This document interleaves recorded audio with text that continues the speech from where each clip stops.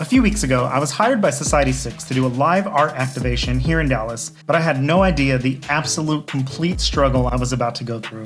Let's go back to the beginning. Society6 and their wholesale arm Deny Designs have been super awesome to me since I started my online store with them, helping me get my designs into cool retailers like Urban Outfitters, Target, and a ton of mom and pop stores across the country.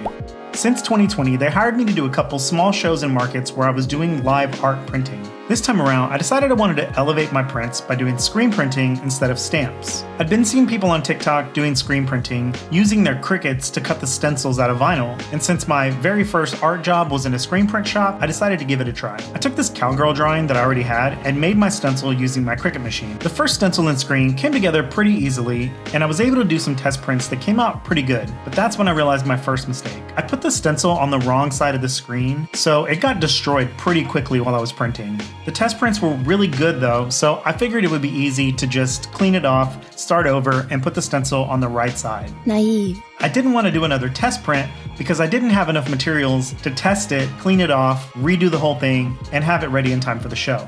The screen was getting clogged because water-based inks dry pretty fast. When I was printing in the shop, I learned about on-press cleaners that let you clean your screens while you're going, and they dry really fast so you can keep printing. I made a quick stop to my local print shop and grabbed some cleaner on the day of the show. My friend Roger told me about an additive that you can put in the ink to stop it from drying so fast, and they didn't have any at the shop, but I figured it wasn't going to be a big deal.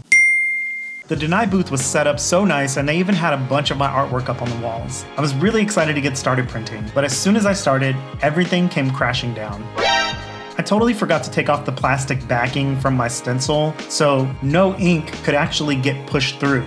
And at first, I didn't realize that this was the problem and why it wasn't printing, so I decided to use my on-press cleaner to try to start over. And this was when I learned that the chemical would also dissolve the stickiness of the vinyl sticker, creating my stencil.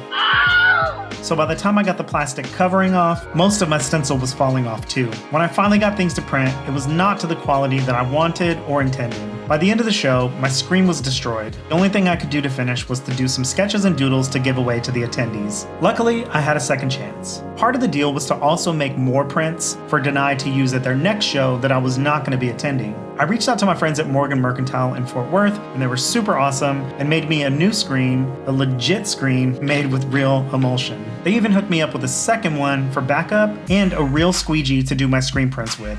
I rebuilt my screen setup and clamps. The additional weight from the new wood base that I had to make actually helped hold this down a lot. I finally picked up some of that ink additive, and it was a total game changer. The water-based ink didn't dry on press at all. I had no clogs, and I was able to print 85 more prints at home. I really had no other problems except for running out of space in my office, and it was completely covered in prints for like an hour. But that was all worth it to end up with these amazing prints. I even printed some of these on my live stream and offered to give out some of these to the viewers in the chat. And the good news is, I still have some left over to give away on this video here.